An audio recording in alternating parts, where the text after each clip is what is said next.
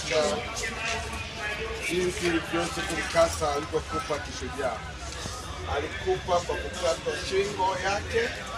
Kumbuka kwamba Joseph Mkasa alikuwa ni kiongozi mkuu wa mishonari, walikuwa toka anamwachia kituo, yeye ameweza kuhimili.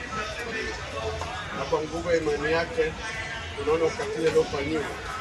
Na kwa ukatili aliofanyiwa sisi kwetu tumeshiba imani kupitia yeye, tumeona nguvu ya Mungu ikitendeka mahali hapa. Miujiza mikubwa imefanyika juu yake.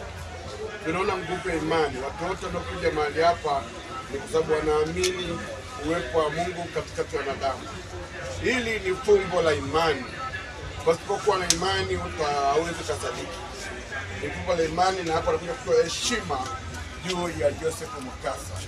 Alikufa kwa imani akimpigania Kristo wala kudumu. Ni wangapi leo wakitishwa kidogo wanakiuka imani zao? Wapo tunajifunza kwamba katika imani Mungu anaonekana.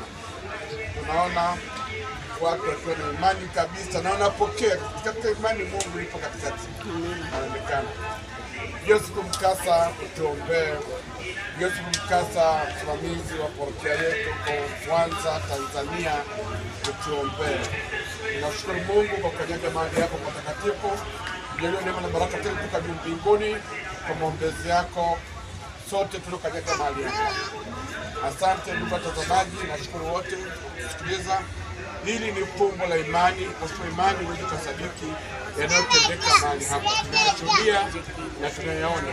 Hapa na Mgongo nchini Uganda, ambao tumekuja hija kwa ajili ya kuyashuhudia yote yanayotendeka hapa. Tunamshukuru Mungu, tunashukuru wote ambao mmefika mahali hapa. Asante.